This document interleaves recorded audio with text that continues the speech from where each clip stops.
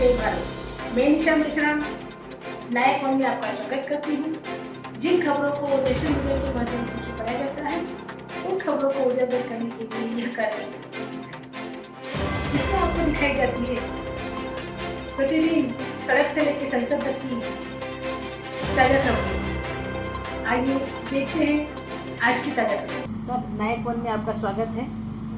Sir, 2018 में जब भीमा कोरेगांव का 200 साल हो रहा था, तभी वहाँ पे बहुत बड़ा दंगा वो आरएसएस के द्वारा रचित था। तो उसमें भिड़े और एक बोटे का नाम आया था। तो आज तक उसको अरेस्ट क्यों नहीं किया, और उसको अरेस्ट करने के लिए आप लोगों ने कुछ प्रयास किए थे? जय मूल्याशी साथियों, मैं प्राध्यापक गोरखनाथ बेताल, जो कि राष्ट्रीय मूल्याशी भोजन कर्मचारी संघ प्राध्यापक शिक्षक शिक्षकेतर कर्मचारी विंग का राष्ट्रीय प्रभारी हूँ।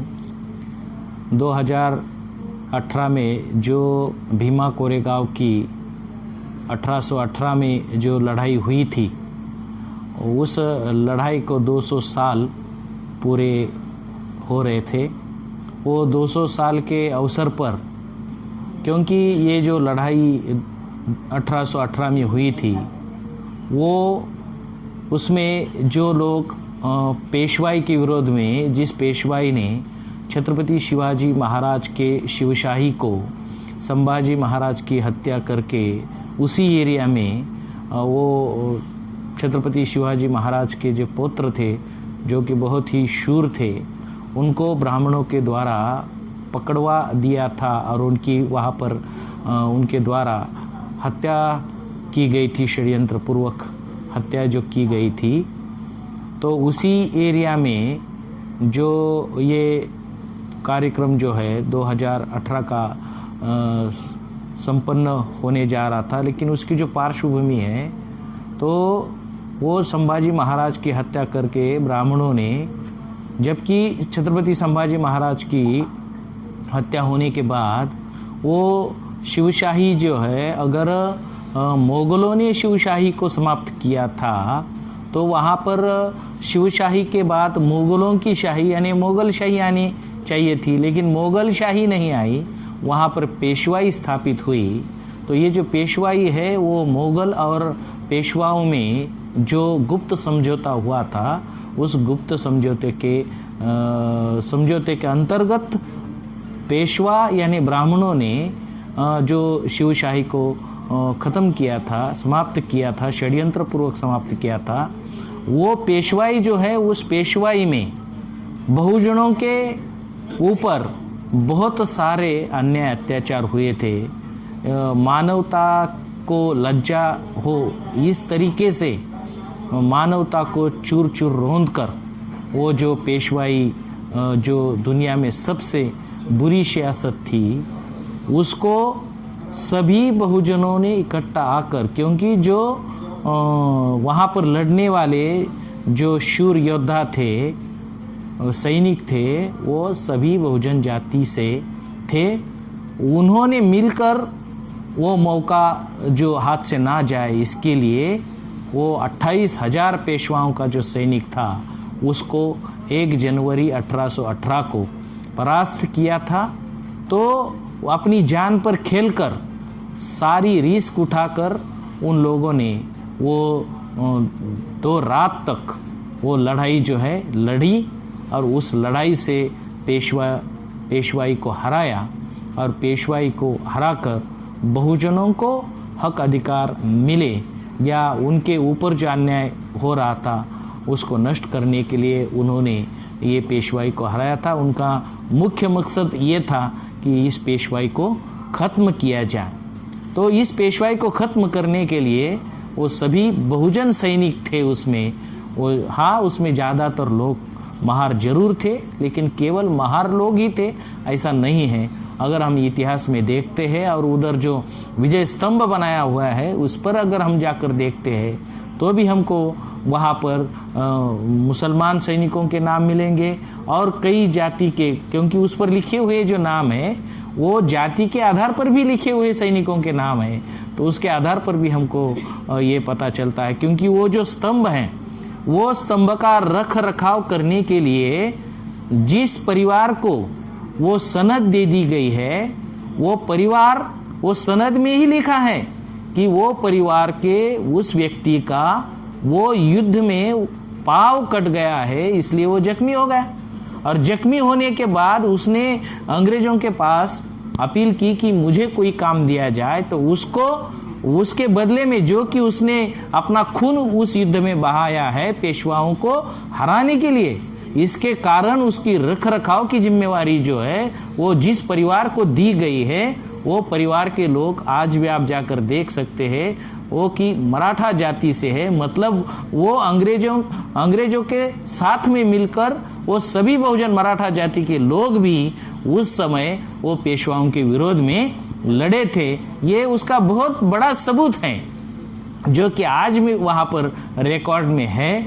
इससे तो सारे बहुजन लोग हैं और वो लिस्ट है वहाँ पर बनाई हुई, जो बाबा साहब ने अपने रिकॉर्ड में भी, अपने स्पीच में भी और अपने राइटिंग एंड स्पीच में भी उसकी सारी जानकारी उपलब्ध है। तो वो पेशवाई को ख़त्म करने के लिए वो जो लड़ाई है, बहुजनों ने जान पर खेलकर इतनी बड़ी ताकत को, 28,000 पेशवाओं को हराया। उनको जो हिम्मत थी, उनको जो ताकत थी, उनको जो स्पिरिट था, वो स्पिरिट ये था कि हमको किसी भी हालत में इन ब्राह्मणों की सत्ता को नष्ट करना है, जो कि बहुजनों पर अत्याचार ढोती है।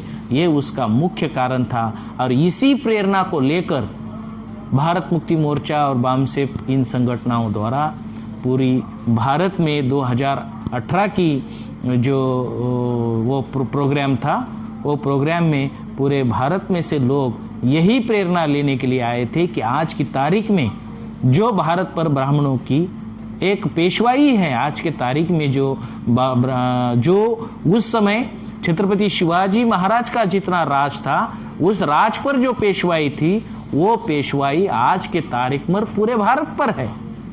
वो पूरे भारत पर जो पेशवाई है, उस पेशवाई को बहुजनों को नष्ट करना होगा। वो जो नाजायज कब्जा उन्होंने बना के रखा है, उसके कारण जो भारत में स्थिति बहुजनों की हुई है, जो हालात हुई है, किसान आत्महत्या कर रहे हैं, SC ST OBC के लोगों को भी अन्याय अत्याचार हो रहा है, उनको भूखा रखकर मारा जा रहा है। इस परिस्थिति को बदलने के लिए बहुजनों को इकट्ठा आना होगा और इकट्ठा आकर अपनी आज़ादी के लिए इस पेशवाई की गुलामी की, आधुनिक भारत की जो पेशवाई की गुलामी है, उसको लड़ने के लिए तैयार होना होगा।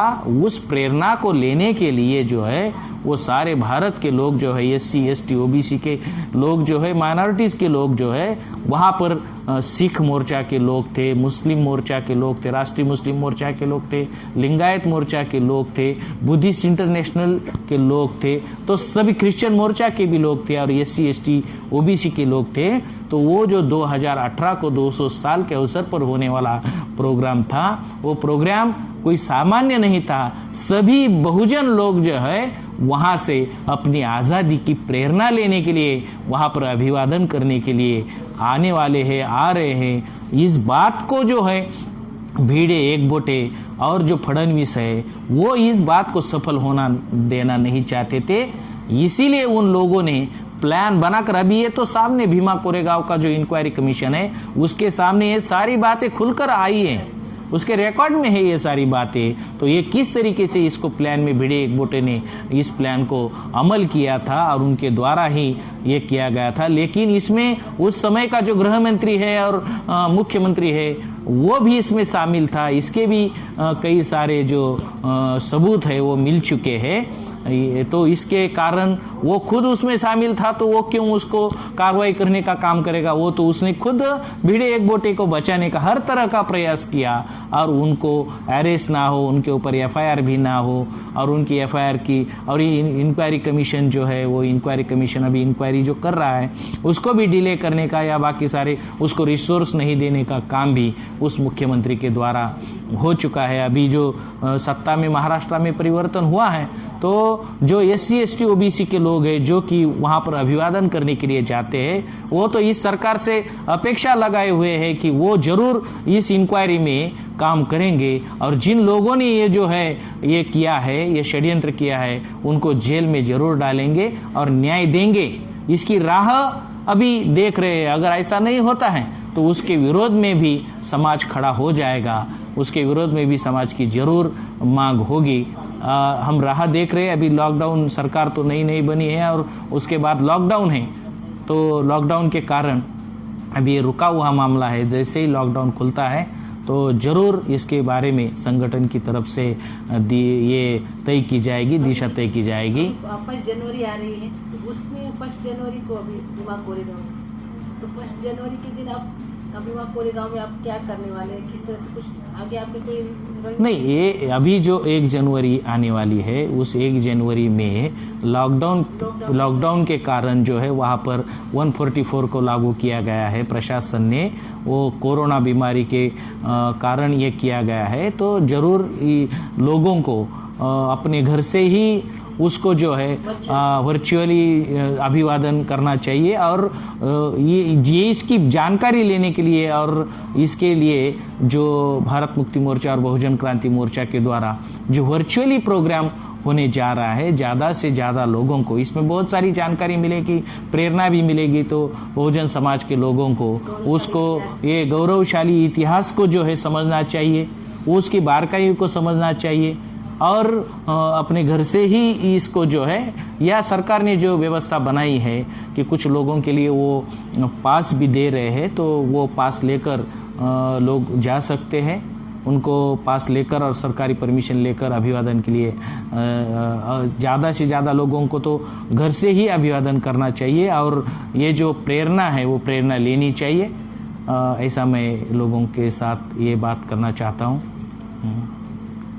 जय मूल निवासी साथियों। Okay, thank you sir. Okay.